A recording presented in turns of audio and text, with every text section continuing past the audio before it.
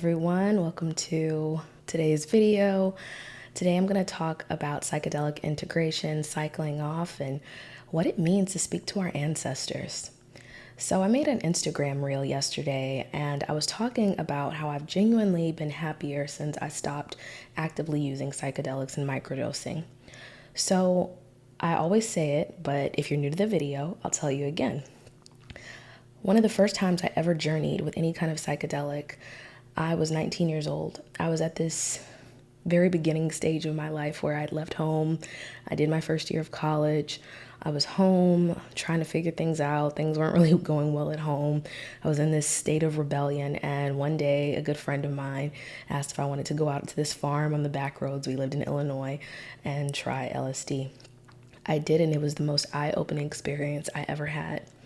Imagine your world is this dark box, and then suddenly someone shows you where all the windows and all the doorways are. This is what it felt like for me, and this was like a 12 to 16 hour period. After doing that and coming down from that initial feeling, I thought, I don't need to do this again. Like, it's gonna be a while if I ever do it again. And 5 years passed, and I did not try it again. I did smoke cannabis in between time, which kind of helped maintain the emotional state that I was in. Like when I wanted to connect and feel more, I would turn to cannabis for that. So it's really weird to live in this time now where everybody is talking about microdosing. And I myself tried it for a period last year. And the reason that I stopped was that I reminded myself that these really big experiences don't need to be had every single day. Now, I know people do macrodose. I know microdosing is also not the same thing as macrodosing. And I also believe a lot of this depends on your emotional state. So let's say you're someone who had something really traumatic happen to you, and every day it's a battle and a struggle for you to get up. I think microdosing can be beneficial for people like that because it takes a lot of self-awareness, a lot of strength training of the mind in order to be able to overcome that. So some people do need that. But for me, I noticed that I was happier because it was like a muscle memory that my mind was picking up. It was saying, okay, when you feel like this, turn to these things to center yourself and bring you back to, what brings you to peace and what keeps you calm. When you feel triggered like this, do this. And we're talking about 10 years down the line. Now I was 19. I'm going to be 31 this year. I hope that's correct math. But I noticed after the popularity of mushrooms kind of sprouted last year and into this year that it was just becoming another trend. So I kind of want to talk about ancestors. So as you can see, I'm a Black woman, or identify as a Black woman here in America. And a lot of people who are reconnecting with their roots, they talk a lot about ancestral worship. I'm going to be completely honest, I do not have an ancestor altar. I never have. I have before on my altar put up pictures of my grandmother and my great-grandmother. But honestly, I have always felt that they lived within me and that they didn't ask me to put up pictures of them all the time. Like, I think that when my ancestors speak to me, they speak to me through my heart. They speak to me through my actions. They speak to me through, creativity, things that I decide to do. That's how they live through me. And I don't really feel the need to like go up to an altar and talk to them every day. I talk to them up here and I talk to them in here.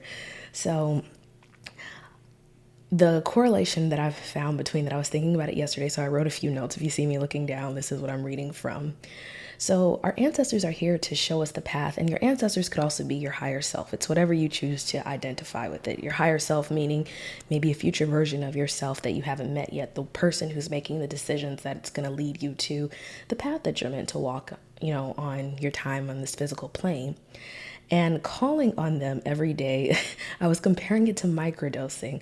So when you microdose every day, it's like you're trying to, and not every day because there are on-off cycles, but when you do this, it's like you're constantly trying to get the same result for something every day. For example, when you work out, you're going to work out the same muscles every single day so that you can build them up. Your mind needs repetition in order to pick something up. But for me, I think I just don't really take that long to pick certain things up. Like once I get the idea in my head, I try it a few times, I'm like, okay. But it seems from what I'm observing, at least on social media, that microdosing is really similar to calling on your ancestors every day and expecting them to give you the answers. And I'm laughing a little because I told my husband yesterday, it's like Stewie on Family Guy, and he's like, Mom, Mom, Mom, Mom. And sometimes I feel like, and I've learned this like through tarot, through through some spiritual work and practices, like because I worked in a spiritual shop too, where people come and get the same oils, like the same money candles, like every week. And like, you can only ask your ancestors for so much. Like, you have to do some of the work. And but I learned like really early on that buying all of these things like was not going to get me closer to my desires. Like, sometimes something would happen, I would manifest some money. I'm like, oh, it's because I lit that candle. And then the logical part of my mind will be, well, your spiritual being was thinking about money. You were doing things in the physical to create that money. And so the opportunities lined up for you to get that. But then you tell yourself that the candle did it for you. I believe in both parts. I believe in the spiritual and the physical, so I don't think like one is over the other. So back to the microdosing thing. I just sometimes I'm starting to feel like when people call on certain plant medicines, they're not treated the same as they were back in more sacred times. I learned really early on from the Rastafari community that cannabis was a sacred herb. And I don't know if it was like commercial capitalism or whatever it was, but it got treated as something you need every day. Now, don't get me wrong, I think cannabis is very fun. Like, yeah, I've had some really good times, but I've also had some like scary and deep and dark times at the very beginning of my journey. So, when we call on these medicines every day, we're not learning how to stand up on our own 2 feet. We're constantly looking for something to give us the answers, to awaken the creativity. And I like to listen to people older than me a lot of the time because they usually have the most wisdom. And there have been so many other methods that I've learned that have gotten me into that trance state. Granted, they don't last 12 to 16 hours, but they do help cope in everyday life, like when you do have triggering moments. For example, I talked about this too on a reel yesterday. Cold therapy. I am someone who loves a scalding hot shower. Like, I love my back to burn. But I heard, I think it was on Gwyneth Paltrow's Goop Lab, they did an episode on cold therapy. And it brought me to this episode I saw of the OA. And I've done a video on the OA too, which I'll link here below in the notes. That there was this scene where the main character was having nightmares. And her father went and helped her submerge herself into ice. And he said, the only way you are going to beat these nightmares is to become the ice. You have to become colder than it. And obviously, like, we're probably thinking that's insane. Why would you put a child in cold water like that? But he was actually helping her. And I'm a mom, so of course my initial reaction would be like, why would you put your child through such a hard experience? But in more sacred times, like, they sent young children out, like, when it was like a coming of age time, they would send them out on hunts, or they would send them through some sort of ceremonial work in order to bring them into the next phase of their life. Now, with us having so much access to things and just taking hearsay off of the internet, people aren't treating these medicines as sacred anymore. You know, we are getting together for festivals and doing work, but then we become reliant on this work all of the time. And this is why integration is so important. If you're constantly relying on something to do the work for you, you're never really learning the lesson. So, and you also don't really get to enjoy the experience. I just thought of something else. My husband, when we got together, I wanted to be intimate, like, all of the time. And eventually, like, he kind of got tired of it. Not tired of me per se, but he was telling me, like, if you want me to be honest with you, it kind of takes away the spark. Like, I like the chase a little bit. And I don't know that everybody will understand that, but it's the same to me, like with career. And I understood him. I got mad initially, but then I understood it's like career. You know, doing something every single day without giving yourself like space and time to rest, to be with yourself, to experience and try new things, it's going to burn you out really quickly, which is why it's important that we honor the dark periods like winter. I have a bad habit of trying to work through everything, not realizing like there are times where I need to rest. There are times when I need to take a break. And working with these medicines, calling on our ancestors every single day, like they're not going to tell you anything different. So I love to use movies that I grew up with, like especially like Disney movies, because I'm a mom too, to kind of give you a little insight on what I'm talking about. So one of the examples I gave was The Lion King. And we all know if you're my age or millennial, the scene where he is looking at his reflection, he's asking his father, like, who he's supposed to be, what he's supposed to do. I think he's supposed to go back into the tribe and be king, but he's comfortable with the soft life with Timon and Pumbaa. And he looks in the water where Rafiki, the monkey, tells him to look into it. It's his reflection, but then it's his father's reflection. And this is something I've learned with journeying with plant medicine and without, that everything my ancestors are trying to show me already lives within me. I don't really need to keep going back asking the same questions like, is this for me? It's like when you're using tarot cards and you don't like the spread that you got, so you try to do it again and get a different answer. Our ancestors, like, these messages from them aren't really that complicated. They're telling us that everything that you need or you want is already inside of you. You don't have to go looking for it anywhere else. Anything that you want to be, it's self-manifested, it's self-created. And I think that's where manifestation has kind of gotten a bad rap, because people want this instant gratification. It doesn't work like that. What you're seeing, and this is the crazy part too, I see a lot of people calling out like Joe Dispenza, Tony Robbins, Bob Proctor. They're all teaching you the same thing. All they've done is find a way to monetize it.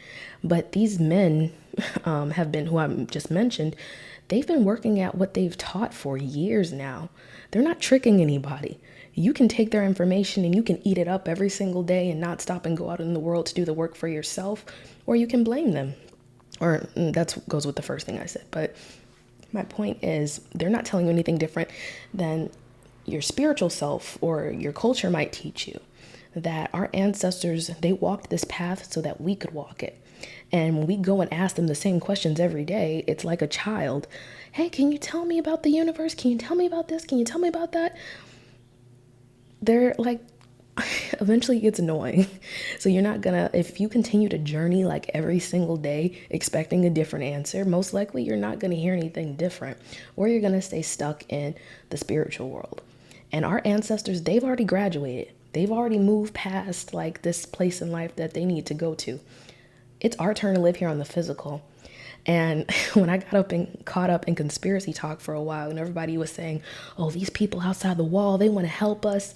And I'm like, logically thinking, why would somebody want to come and help me when I'm not even willing to do the work for myself right here?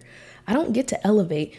This is one of my favorite lines from Janae Aiko's Trip album. I'm trying to think of what song it was, but in the line she says, you don't get to die until you get it right. I think like we all think like we're entitled to die, and I don't mean like, obviously, I mean like we think that we're owed all of this, but we have to walk the path. There's no skipping steps. So it doesn't matter how many times we journey. It doesn't matter how great we get at psychedelic. There's no getting great. Like, yeah, we can connect with the spirit world. Well, what does that do for you in the physical?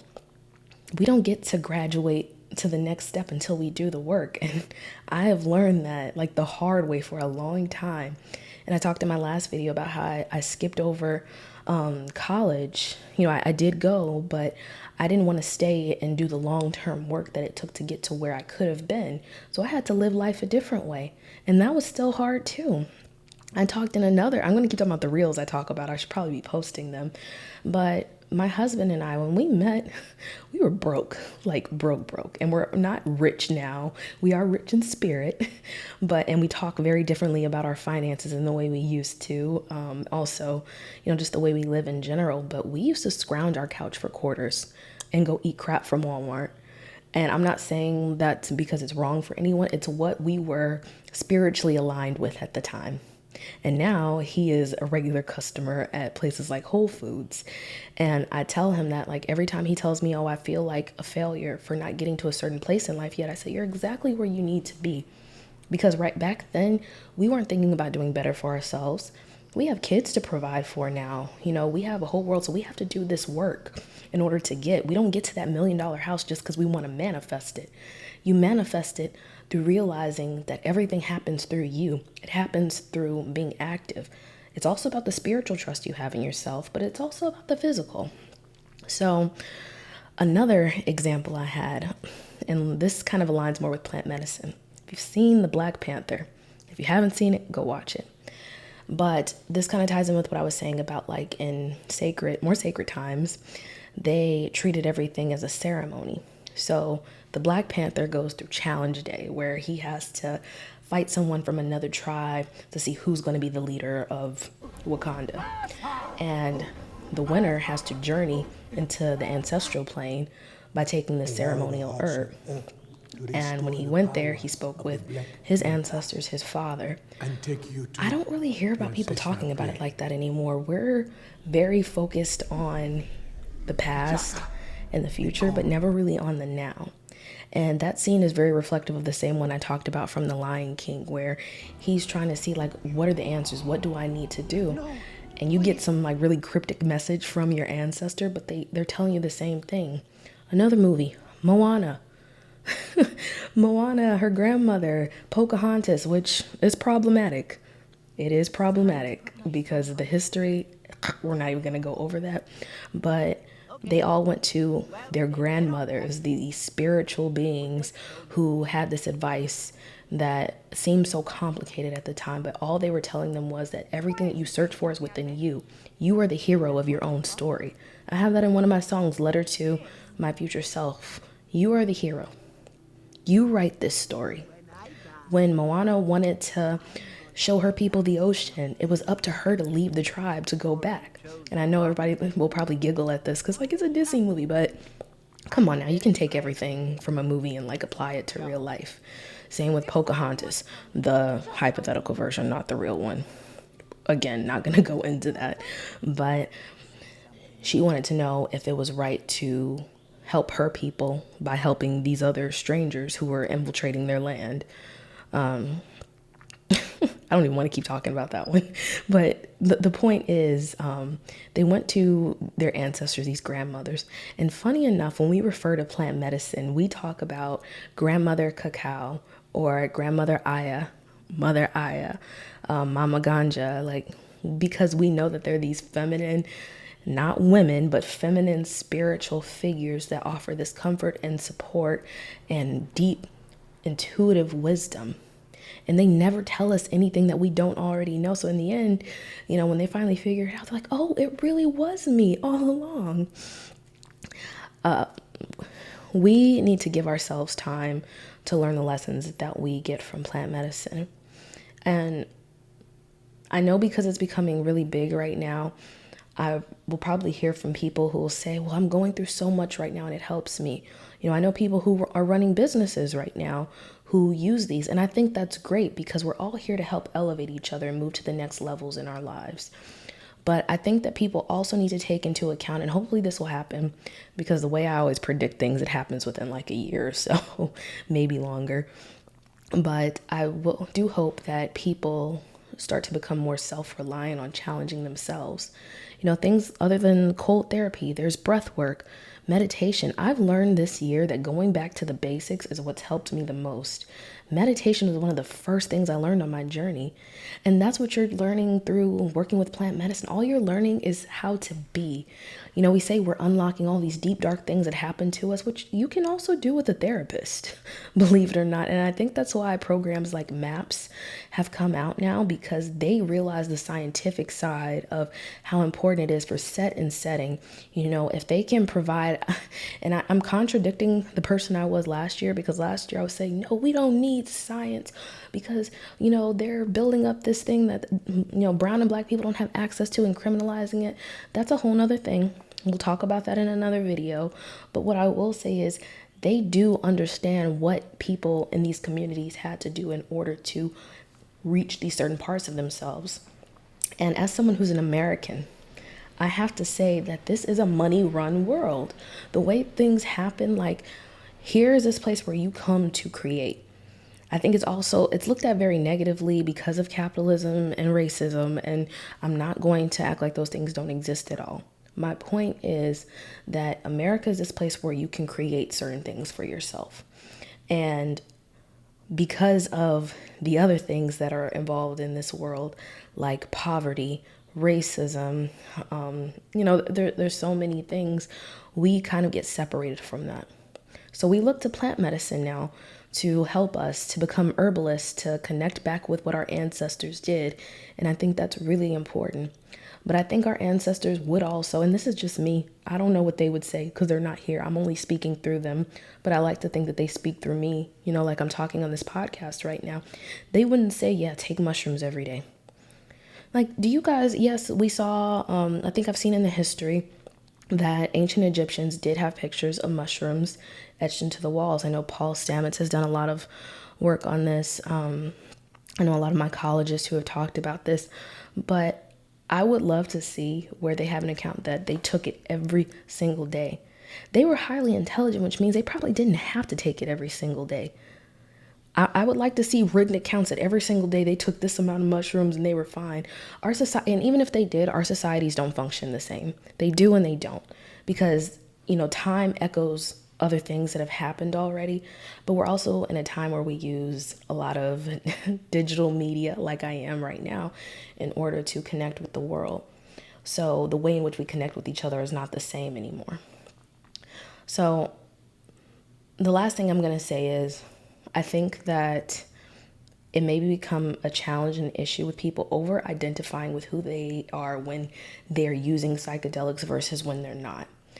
And from experience myself, I used to feel like I was a more loving being when I was using them.